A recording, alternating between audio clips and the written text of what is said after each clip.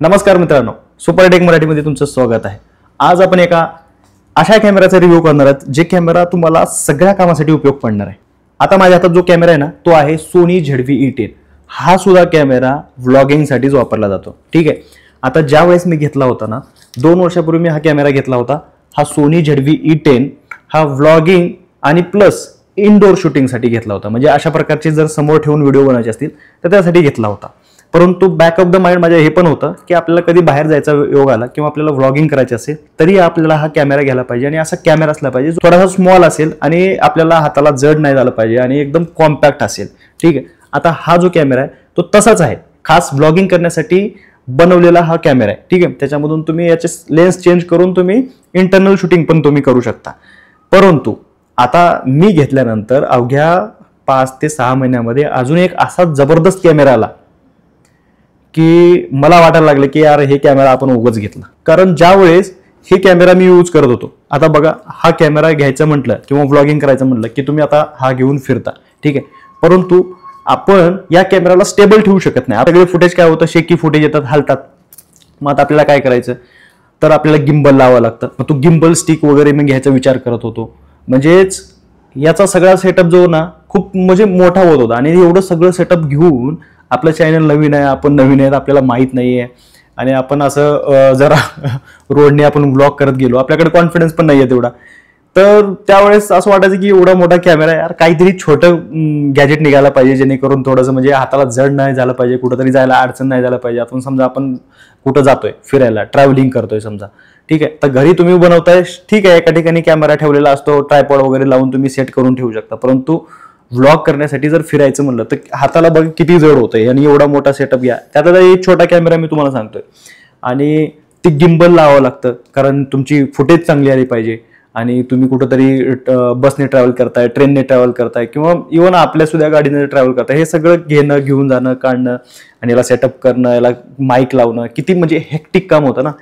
म्हणजे असं वाटायचं की यार आपण पण ब्लॉगिंग करू शकतो की, आणि जे करत होते ते एकदम म्हणजे पॉप्युलर लोक होते आणि त्यांना व्लॉग करताना पाहून लोक पण काही म्हणत नाहीत। पण नवीन एकदम जर असेल तर त्याला थोडंसं काय म्हणतात नर्वस होतं की कसं बनवू काय। पण त्याच्याच तोडीस तोड एक कॅमेरा आला, तो होता DJI Osmo Pocket 3, जो की हे सगळं मी तुम्हाला जे सांगितलं ना, मोठा कॅमेरा, गिम्बल आणि त्याच्यानंतर वजन, त्याची ती साईज आणि अडचण, ही सगळ्याचे सांगितलं, ह्या सगळ्याला मात देणारा एक कॅमेरा निघाला, तो आहे DJI Osmo Pocket 3। मागच्या 1 वर्षामध्ये ना ज्यावेळेस पासून लॉन्च झाला तो आउट ऑफ स्टॉक होता, म्हणजे भेटायचंच नाही। सगळे जेवढे काही मोठे मोठे क्रिएटर आहेत ना, तुम्ही आज जे काही नामांकित क्रिएटरचे नावं जे घेतात त्या सगळ्यांकडे हा कॅमेरा आहे। ठीक आहे, ते सगळे वापरतात। ते त्यांनी सगळ्यांनी सांगितलं की एकदम इझी आहे, जसं आपल्या डोक्यामध्ये आयडिया आली, मोबाईल काढला आणि आपण जसं व्हिडिओ बनवला त्याचप्रमाणे हे पण आहे, म्हणजे एकदम फ्लिप केलं। आता याला फ्लिप स्क्रीन वगैरे आहे। आता मी तुम्हाला हा कॅमेरा दाखवणार आहे, त्याआधी मला ह्या कॅमेराला तिथे सेट करावं लागेल, त्यासाठी 1 मिनिट। तर मी तो कॅमेरा त्या ठिकाणी सेट केलेला आहे, तुम्हाला मी दाखवतो पण। ठीक आहे, हे बघा त्या ठिकाणी हा कॅमेरा सेट केलेला आहे आणि आता तुम्ही बघू शकता या कॅमेऱ्यामधून आपण काय करतोय, शूटिंग करतोय। ठीक आहे, हे बघा हा एवढासा कॅमेरा आहे। ठीक आहे, हा कॅमेरा आहे DJI Osmo Pocket 3 आणि या कॅमेऱ्याची खासियत तुम्ही बघताय की या समोर, आणि या कॅमेऱ्याची खासियत तुम्ही बघताय की हा कॅमेरा 360 डिग्री रोटेट करतो। ठीक आहे, हा कॅमेरा अशा प्रकारचा हा कॅमेरा आहे।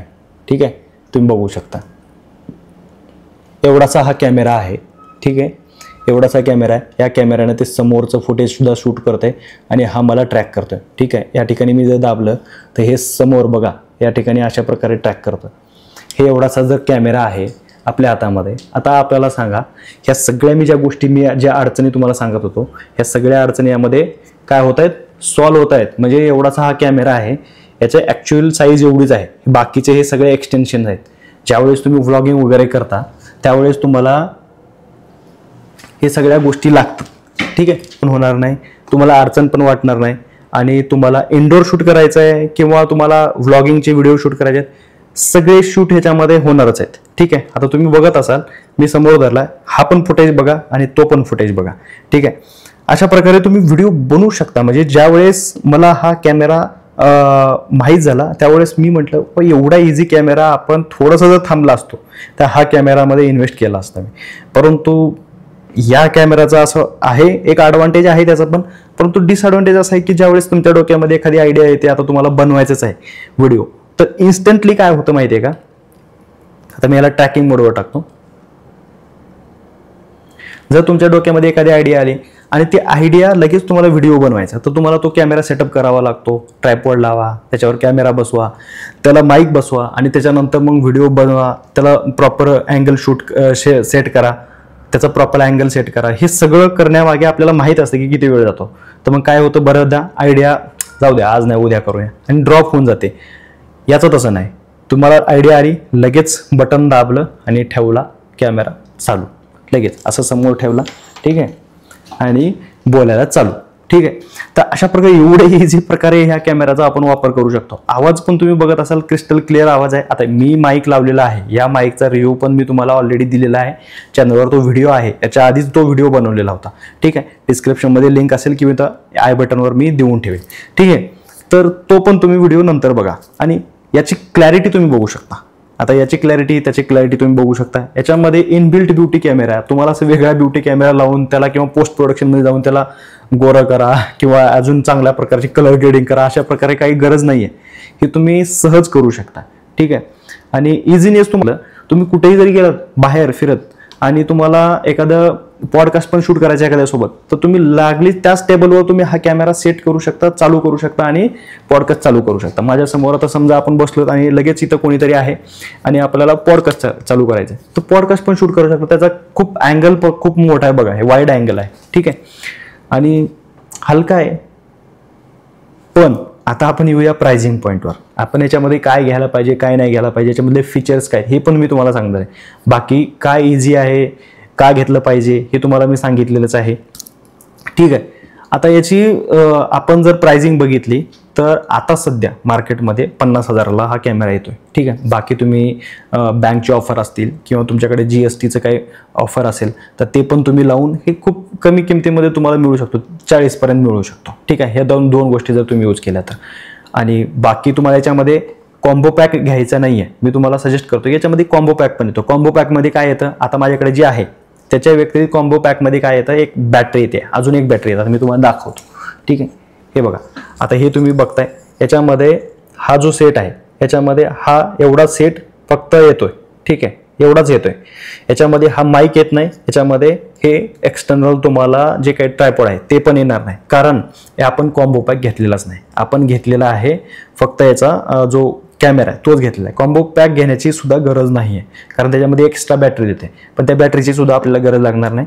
कारण जर तुम्ही याला 20 मिनिटासाठी सुद्धा चार्ज करण्यासाठी ठेवलात ना, आता तो फुल बॅटरी होऊन जातो आणि त्याच्यानंतर 2-3 घंटे चालून जातो. त्याच्यामुळं तुम्हाला एक्सटर्नल बॅटरी घेण्याची किंवा त्या कॉम्बो पॅकच्या नादात पडण्याची गरज नाही आहे. त्याच्यामध्ये तुम्हाला एक माईक येतो, पण तो पण माईक एकच माईक येतो, त्याच्यामुळं ते पण घेऊ नका. एक्सटर्नली तुम्ही 3-4 हजाराचा दुसरा माईक घ्या, ते पण याला बसून जातो. आता हा माझ्याकडे जो माईक आहे तो लार्क M2 आहे होलीलँडचा, तो 10,000चा आहे, तुम्ही बसवलेला, कारण त्या कॅमेराला तो पण बसतो, हा पण बसतो, ठीक आहे. त्याच्यामध्ये त्याच्यातलं कॉम्बो पॅक घेतला तर चालतं. तुम्ही तो माईकचा व्हिडिओ बघा, त्याच्यामध्ये तुम्हाला लक्षात येईल. आणि त्याच्यानंतर हे ट्रायपॉड तुम्हाला 250 रुपये 150-250 रुपयामध्ये कुठेही ऑनलाईन मिळून जाईल. बाकी एवढा खर्च करण्याची काही गरज नाही. मग तुम्ही 50,000मध्ये हा घ्या. जर तुम्ही तसा कॅमेरा घेण्याचा विचार करत असाल तर थोडंसं ड्रॉप करा आणि हा कॅमेरा घ्या. याच्यामध्ये त्याचं काम होतं, पण त्याच्यामध्ये याचं काम होणार नाही, कारण याला आहे गिम्बल, याला आहे स्टेबिलायझेशनचा सपोर्ट, ठीक आहे. याच्यामध्ये आहे 4K 60 FPS, म्हणजे कितीही फास्ट जर तुम्ही ऑब्जेक्ट शूट केलात ना त्याला स्लो करू शकता. 4K 60 FPS, त्याच्यामध्ये पण 4K 60 FPS मिळतात, पण त्याचे सेटिंग वगैरे करत बसावं लागतं. त्याच्यामध्ये एवढी काही गरज नाही, तुम्ही बघू शकता फुटेज किती मस्त येते. आणि याच्यामध्ये मी तुम्हाला सांगितल्याप्रमाणे इझिनेस खूप आहे. बाकी खूप चांगले फीचर्स याच्यामध्ये आहेत. तुम्ही तो कॅमेरा घेण्यापेक्षा या कॅमेराचा एकदा विचार करावा. डिस्क्रिप्शनमध्ये मी लिंक देऊन ठेवतो. बनवण्याचा पर्पज एवढाच होता, बाकी याच्यामध्ये खूप साऱ्या गोष्टी ते सांगण्यासारख्या आहेत, त्या शूट मी त्याच्याने करून तुम्हाला आता दाखवतोच आहे. परंतु तुम्ही अशा प्रकारे कुठल्याही प्रकारचं तुम्ही व्लॉगिंग करताय, आता याची कॅसेट काय व्लॉगिंग करताय, हा कॅमेरा मला ट्रॅक करतोय, याच्यामध्ये तुम्हाला थर्ड पर्सनची गरज लागणार नाही. थर्ड पर्सनची गरज तुम्हाला अजिबात लागणार नाही. परंतु दुसऱ्याला वाटलं, आता तुम्हाला वाटत असेल की मला कोणीतरी शूट करत आहे, परंतु तसं नाही. याच्यामध्ये तुम्हाला मी सांगितलं ना, ॲक्टिव्ह ट्रॅकिंग आहे, गिम्बल आहे, त्याच्यामुळे हा मला ट्रॅक करतोय. मी जिकडे जाईल तिकडे ट्रॅक करतोय. म्हणजे तुम्ही जर बाहेर बघा, कुठं जर सोलो ट्रॅव्हलिंग करत असाल, कुठेही एका ठिकाणी ठेवायचं, तुम्ही कितीतरी सिनेमॅटिक फुटेजेस तुम्ही घेऊ शकता. तुम्ही असे फुटेजेस घेऊन तुम्ही टाकू शकता. एखाद्याला वाटेल की बाबा कोणतरी थर्ड पर्सन हा आहे आणि हा कॅमेरा शूटिंग, गरज नाही ना, कोणाचीच गरज नाही, थर्ड पर्सनची गरज नाही. म्हणजे तुम्हाला तिसऱ्या माणसाची तुम्हाला शूटिंग करत बस रे बाबा माझ्यासोबत ये म्हणायची सुद्धा गरज नाही. म्हणजे त्याला जर तुम्ही घेऊन गेला तर आपण बहुतेकदा काय करत असतो, आधी त्याचंच व्हायचं, आपण एखाद्याला सोबत घेऊन जातोय म्हणजे आपल्याला शूटिंग करायची असते, त्याला कॅमेरा द्यायचा असतो म्हणून आपण त्याला घेऊन जात असतो. बाकी खर्च करायचा आपल्याला काही हाऊस नाहीये.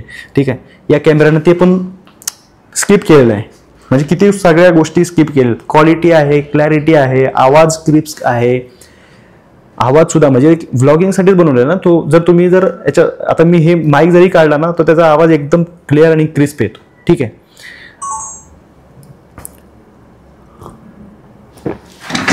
तर तो कॅमेरा आपला पडलेला आहे बंद. तर ह्या कॅमेऱ्यामध्ये आता आपण बोलूया, तर हे सगळं तुम्हाला या कॅमेऱ्यामधून मिळतं. म्हणून मी सांगतोय की हा कॅमेरा तुम्ही घेण्याचा विचार करा. जर तुम्ही मोठा कॅमेरा घ्यायचा विचार करत असाल, 50-60 हजाराचं बजेट तुम्ही ठेवलेलं असेल, तर हा कॅमेरा खूप महत्त्वाचा आहे आणि खूप इझी आहे आणि गॅजेट असणं खूप महत्त्वाचं आहे. आज जर तुम्हाला व्हिडिओ बनवायचे आहेत तर लोकांना कमी क्वालिटीचे व्हिडिओ बघायचे नाहीत किंवा काहीतरी वेगळं नवीन असल्याशिवाय त्याच्यामध्ये ते व्हिडिओ बघू वाटत नाही आहे. ठीक आहे, तर हे सगळं तुम्हाला याच्यामधून भेटू शकतं, तर तुम्ही याचा विचार करू शकता. ठीक आहे, त्याच्यामध्ये अजून काय काय खासियत आहे ते सगळं मी तुम्हाला यामध्ये शूट करून दाखवतो. आणि अशा प्रकारे आता हे स्क्रीन मी फ्लिप केलेली आहे, तर लगेच व्हर्टिकल फॉर्मॅटमध्ये सुद्धा तुम्ही अशा प्रकारे रील्स शूट करू शकता. म्हणजे एवढं याच्यामध्ये फॅसिलिटीज आहेत आणि क्वालिटी 3K मध्ये याच्यामध्ये शूट होते. जे रील्स तुम्ही बनवता ते 3K मध्ये होते, 4K मध्ये होत नाही. एक थोडासा याच्यामध्ये थोडासा टेक्निकल गोष्ट आहे, जे 4K मध्ये हॉरिझॉन्टल तुम्ही करू शकता, पण व्हर्टिकल मध्ये असं जर बनवायचं असेल तर 3K, पण 3K मध्ये पण खूप होतं. हे काही एवढं कमी क्वालिटी नाही आहे, 3K मध्ये पण खूप भारी क्वालिटी आहे. म्हणजे 1080, त्याच्यानंतर 2K, नंतर 3K. ठीक आहे, एवढं खूप झालंय. तर असं जर तुम्ही कुठं बाहेर गेलात, हॉटेलमध्ये गेलात, तर कुठेही जर गेलात तर अशा प्रकारे हे जे फुटेज तुम्हाला मिळणार आहे, हे असे एवढं फुटेजमध्ये एवढं वाईड अँगल तुम्हाला मिळणार आहे. ह्याच्यामध्ये हे बघा किती वाईड आहे, हे सगळं वाईड आहे. अशा प्रकारे तुम्हाला फुटेज मिळणार आहे. आता आपण बाहेर आलोत, बाहेर कसं तुम्हाला शूटिंग होतं हे तुम्हाला दाखवतोय. बाहेरच्या उजेडामध्ये अशा प्रकारचे हे शूटिंग होणार आहे आणि एवढं सगळं हे वाईड अँगल घेणार आहे. ठीक आहे, बघा तुम्ही एवढं बघू शकता, हे सगळं वाईड अँगल हे सगळं घेऊ शकता.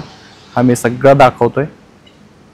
अशा प्रकारे वाईड अँगल शूट तुम्ही बघू शकता. ठीक आहे, आता मी तुम्हाला थोडंसं रनिंग करून दाखवतो. तरी आता माझ्या हातामध्ये हा कॅमेरा आहे, तरी बघा पूर्ण स्टॅबिलिटी बघा हे कॅमेऱ्याची किती आहे, हलतो किंवा नाही. आता मी खूप हँडचं जे माझ्या हे आहे मूवमेंट आहे ते खूप जास्त आहे, पण तरी हा कॅमेरा अजिबात हलत नाही. आणि मी माझ्याकडे जरी गेला तरी अशा प्रकारे हा मला ट्रॅक करतोय. ठीक आहे, मी आता धावतोय, अशा प्रकारे जरी पळालो तरी हा मला काय करतोय, एकदम स्टेबल ठेवतो. म्हणजे तुम्ही बघू शकता ह्या सगळं गिम्बल असल्यामुळे, म्हणजे तुम्ही कुठेही जर ट्रॅकिंग करणार असाल, कुठं जाणार असाल, तरीही तुम्हाला हा कॅमेरा एका फ्रेममध्येच ठेवतो. अशा प्रकारे समोरचा व्ह्यू जर तुम्हाला बघायचा असेल तर अशा प्रकारे बघा, ही पूर्ण ह्याची क्लॅरिटी.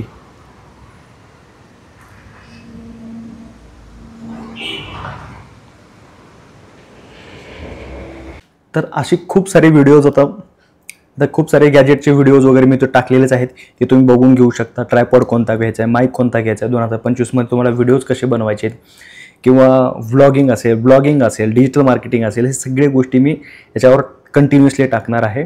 त्याला सबस्क्राईब करणं हे तुमचं काम आहे. तुम्ही जर नवीन असाल तर सबस्क्राईब करा. आपलं इंस्टाग्राम चॅनल असेल, फेसबुक चॅनल असेल, किंवा हे चॅनल असेल, किंवा आपली वेबसाईट असेल, हे सगळ्याची लिंक मी खाली दिली आहे. ह्या प्रोडक्टची लिंक पण खाली दिलेली आहे, बाकीच्या प्रोडक्टची लिंक पण दिलेली आहे. तुम्ही चेकआउट करा.